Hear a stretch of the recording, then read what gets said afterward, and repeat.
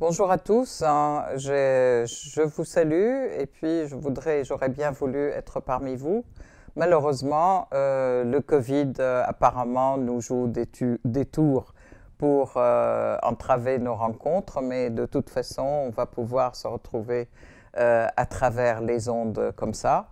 Je voudrais remercier Monsieur Gabriel Galis qui a organisé cette conférence avec l'association d'amitié Suisse-Venezuela et l'association d'amitié Suisse-Cuba.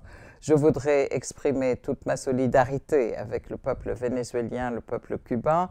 Je vous salue tous. Je salue aussi tous les intervenants.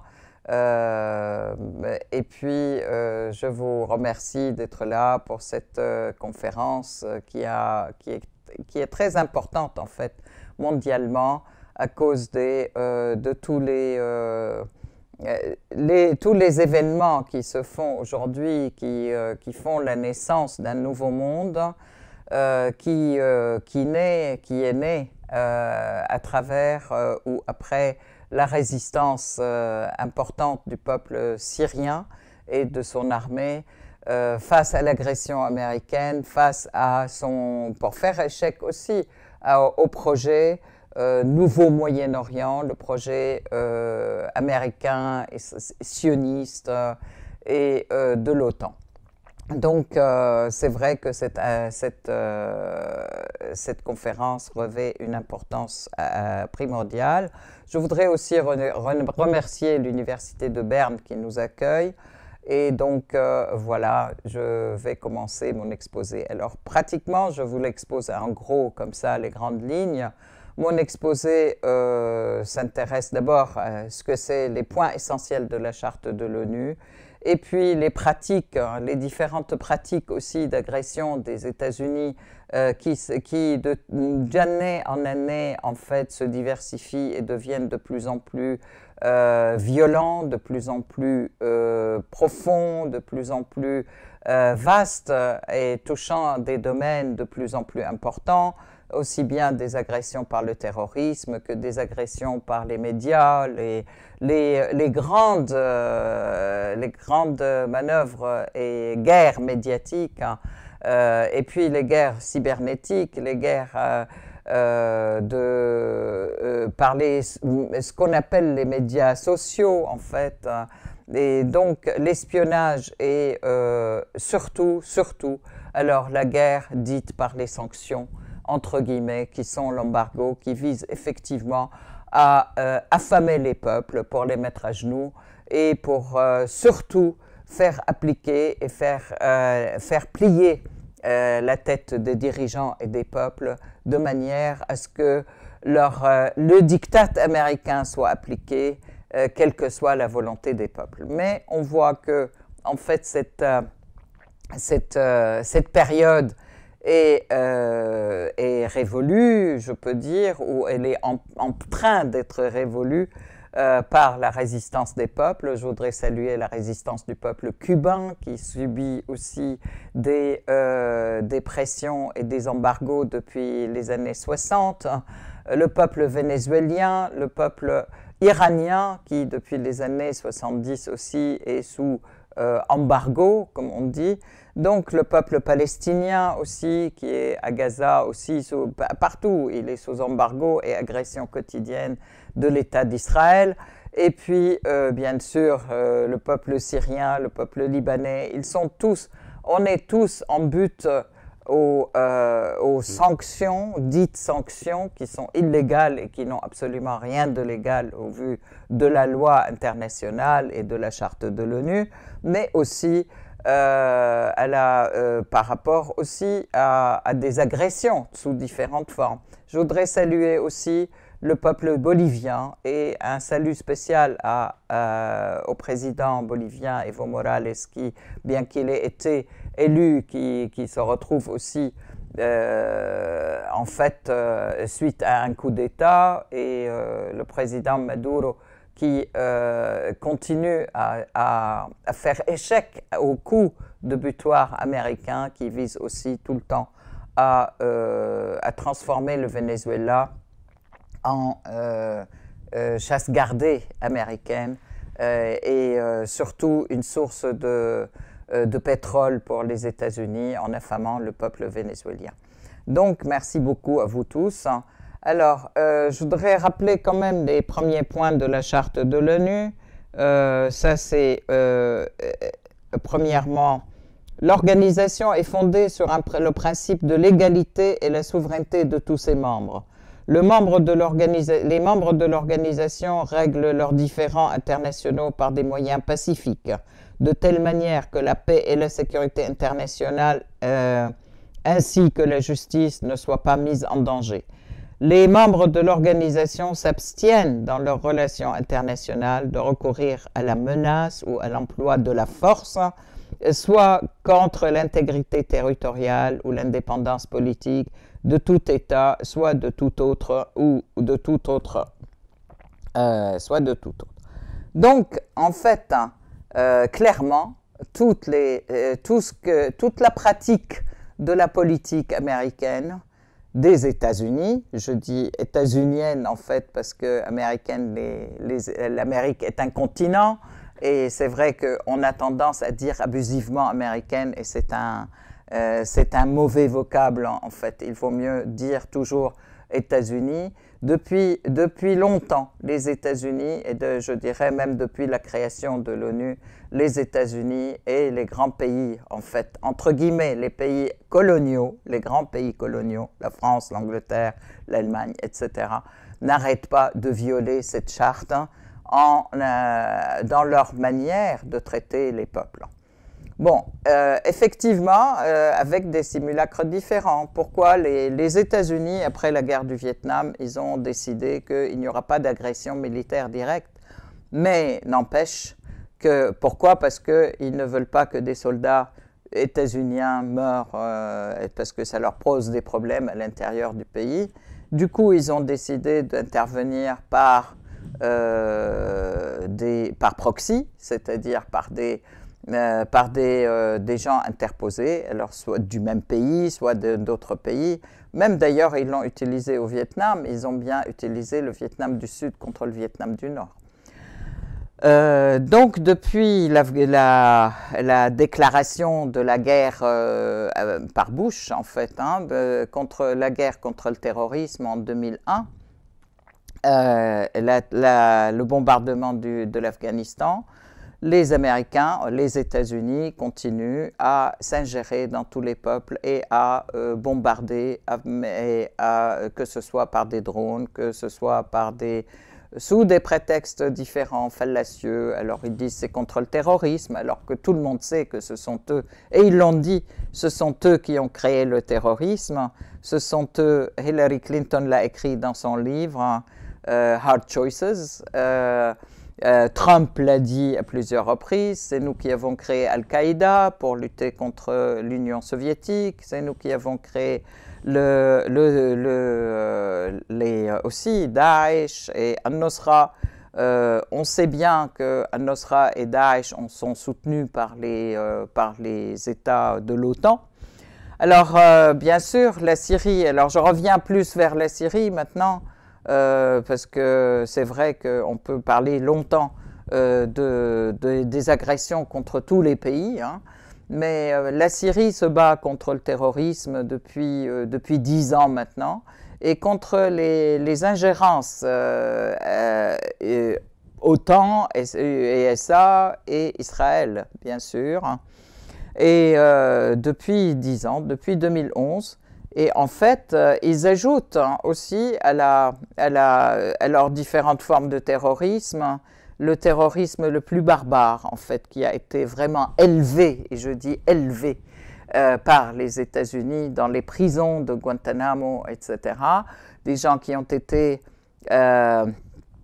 entraînés à couper des têtes, à éventrer les gens, à violer des femmes, et à commettre les pires exactions contre la population. Ça, c'est un point à part par rapport à la population et par rapport aux êtres humains.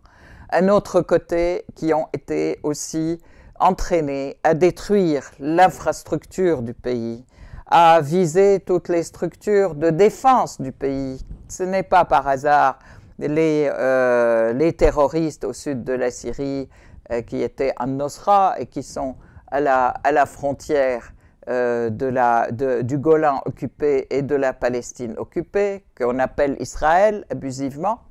Et donc, ils ont commencé par viser les défenses, toutes les défenses syriennes, les défenses aériennes, etc.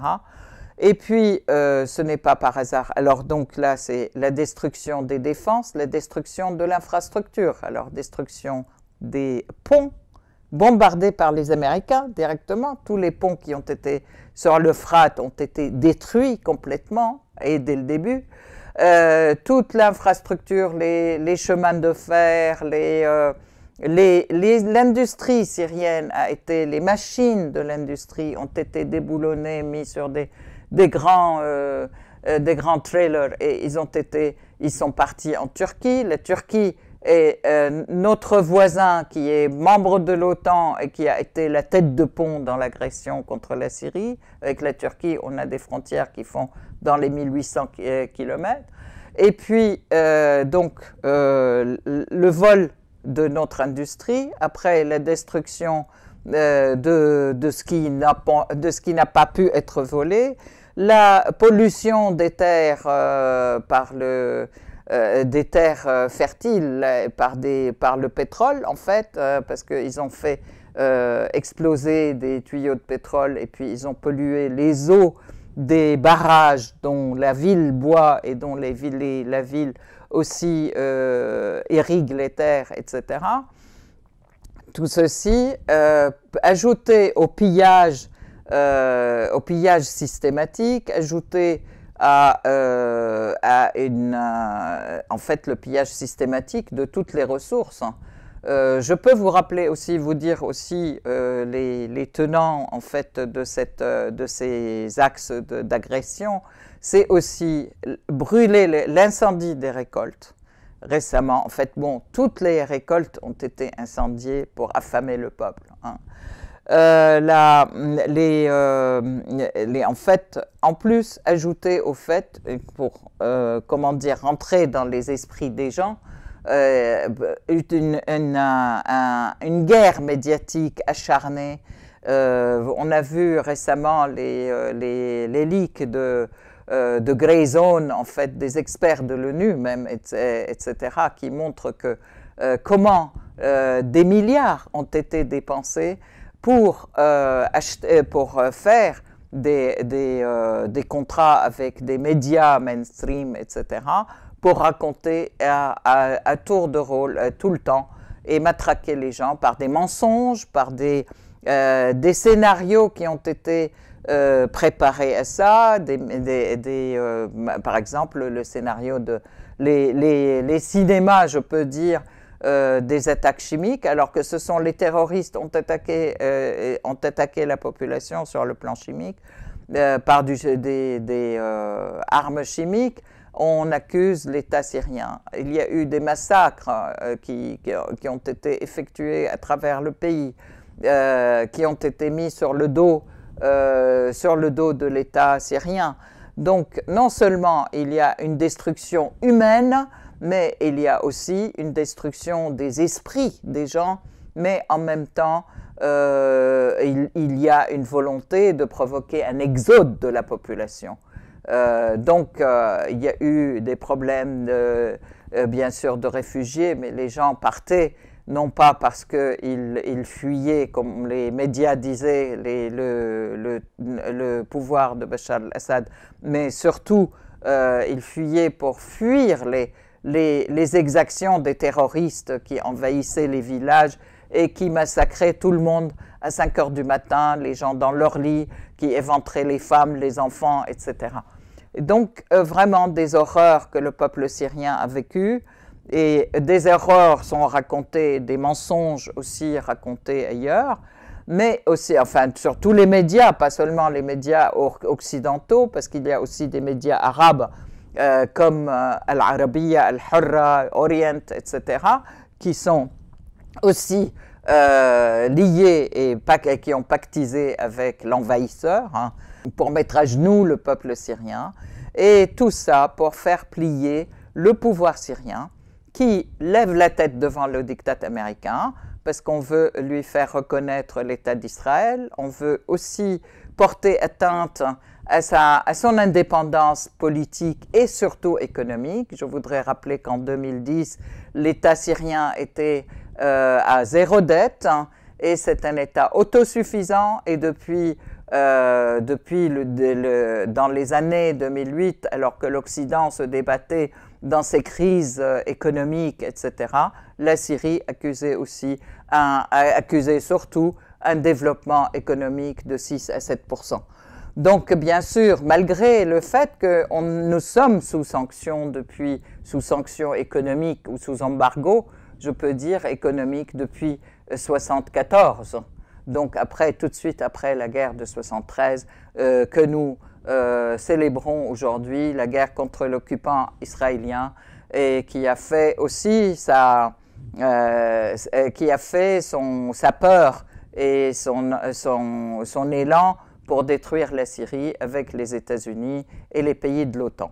Donc, en fait, face à cela, effectivement, je pourrais aussi continuer sur les accusations du chimique. Alors là, je voudrais rappeler quand même les rapports de Seymour Hersh, qui est quand même un expert réputé d'une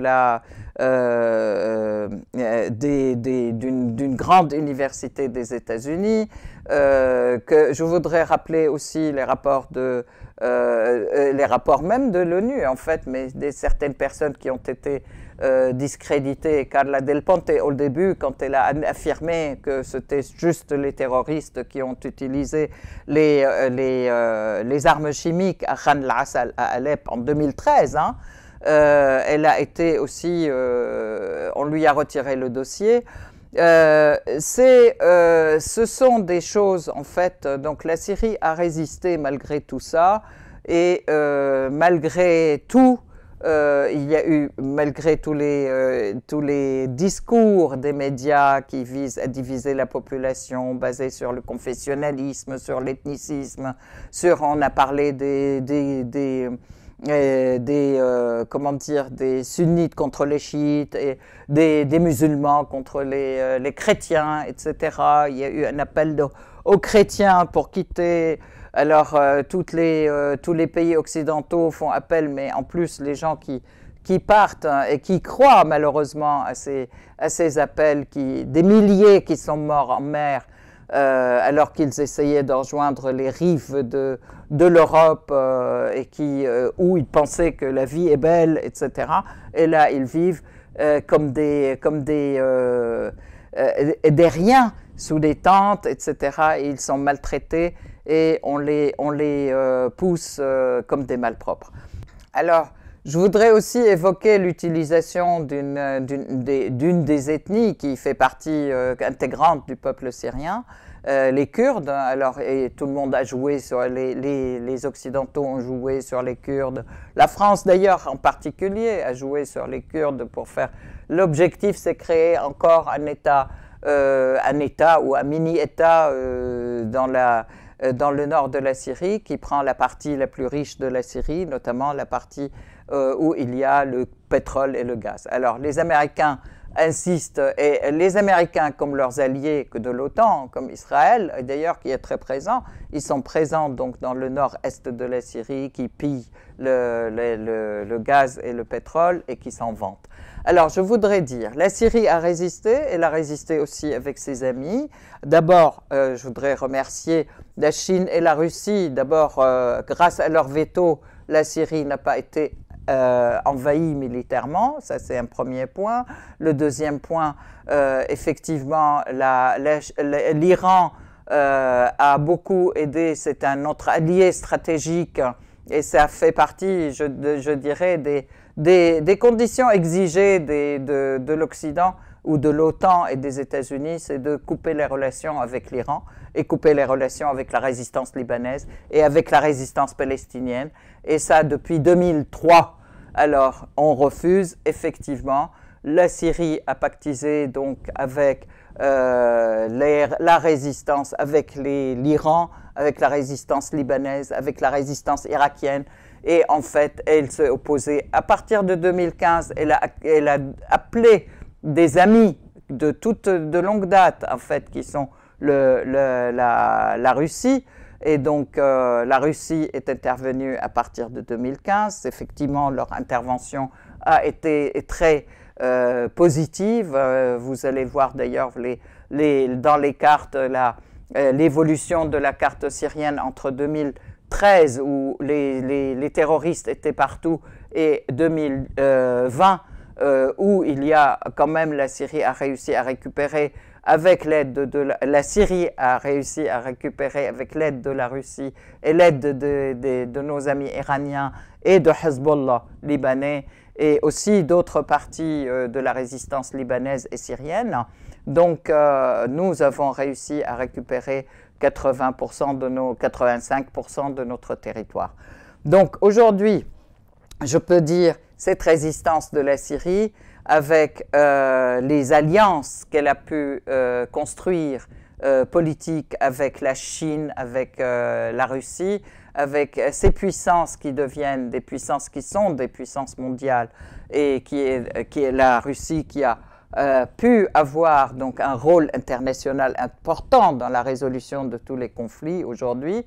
Eh bien, c'est aussi, on peut dire, cette résistance fait préfigurer un monde qui est basé plus sur la souveraineté et sur la reconnaissance de l'autre et la reconnaissance des droits, et puis faire revivre cette charte de l'ONU que les Américains, que les États-Unis et les pays de l'OTAN bafouent tous les jours.